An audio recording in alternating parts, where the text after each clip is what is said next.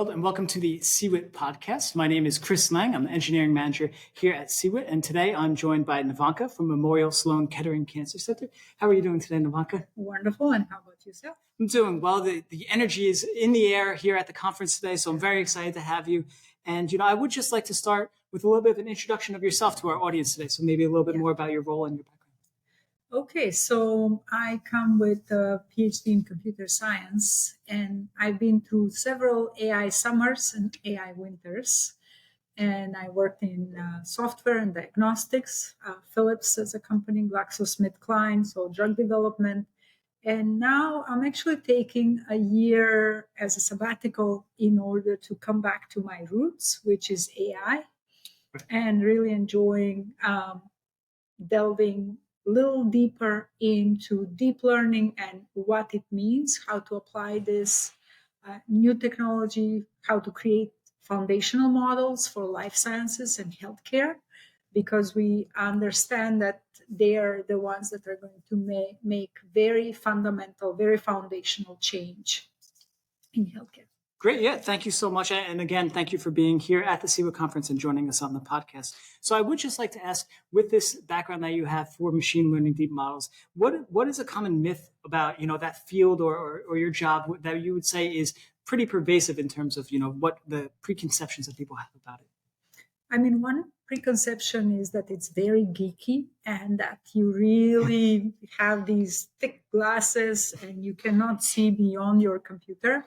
And I think nothing can be further from the truth, because AI, you can apply it in so many different fields and learn so much. I myself started as a computer scientist. I fell in love with biology and medicine.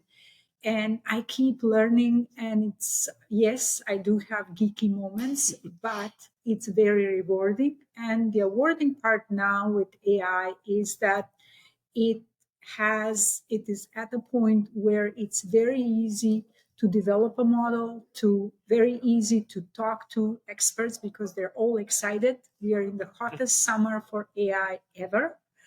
And it's just, I think, going beyond that myth and jump in and do your best to solve a problem with AI.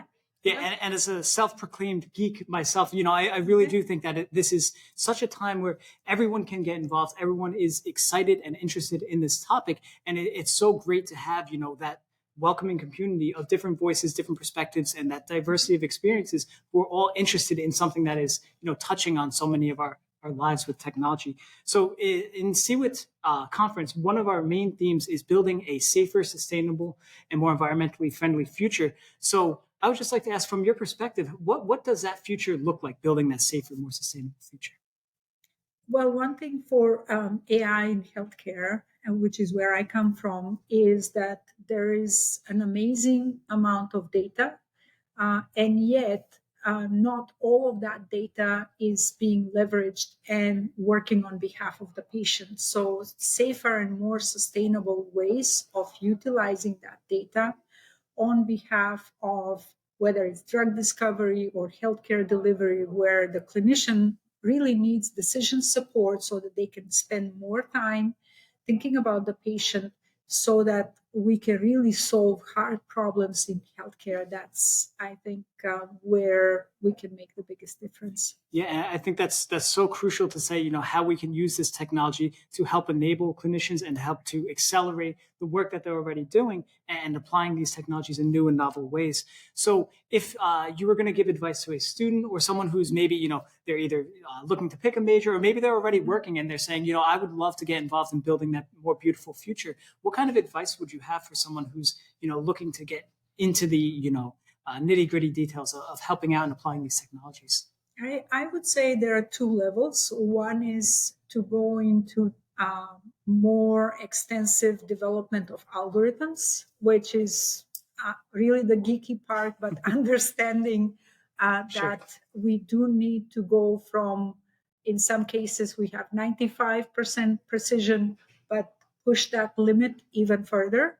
And the other one is OpenAI just finished their development dev day, as it was like last week. And it's just amazing how much is now part of their development toolkit, so that you can build these assistance APIs, you can build agents, co-pilots, just by understanding how you can use instructions, models, retrieval. It's all at your fingertips. And according to them, you don't even need to do or know coding. So you need to know, to understand the user, to understand that deep problem that's bugging them. And I think it has become very easy now to develop apps that have built-in models. So you're, in a way, riding a technology trend that's lifting all boats. Yeah, and I think, your point about it being so accessible now, and there are so many ways for everyone, regardless of, whatever their interest is, now for them to really get involved and to learn and explore with these new technologies and try to apply it. So one of the topics here at the CEWIT conference today is AI and machine learning. So, of course, one of the questions I have to ask is about ChatGPT and these LLMs. And this is something that's really moved into the collective consciousness. I know machine learning has been evolving throughout the time, and there's a lot of history here, but I feel like right now everybody's energized and interested in these types of technologies. So what would you say in terms of the impact that it's had on your day-to-day career, things that you see moving forward in the world? Do you think that these technologies are going to be present and moving forward with us? I've noticed that many people have become much more eloquent because now they talk to an intelligent machine. I am guilty of using it to help some email writing and drafting. Exactly. So I think it raises the bar now. You cannot be, just saying something. You have to say it in a much more, I would say, polished way with ChatGPT, and also when you're applying or responding to an email, of course. But I think where it's really going to make an impact is with these large foundational models, and especially in the visual arena, because humans are visual beings. 90% of your brain is devoted to visual processing.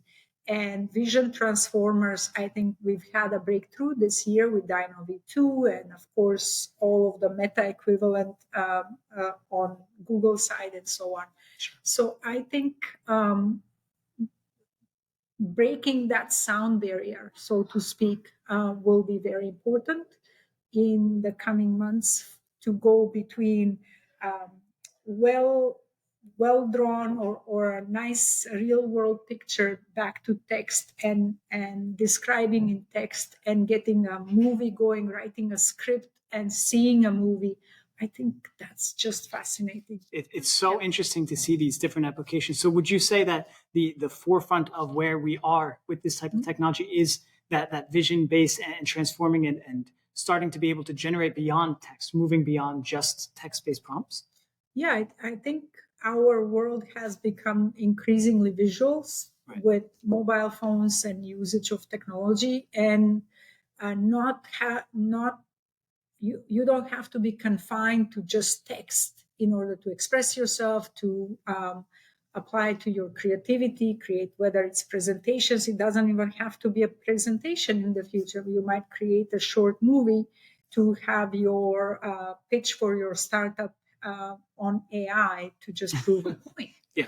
And you can now do that in a much shorter amount of time than you used to just edit these PowerPoints. So using that technology to enable and accelerate how fast you're doing things it's so exciting and interesting.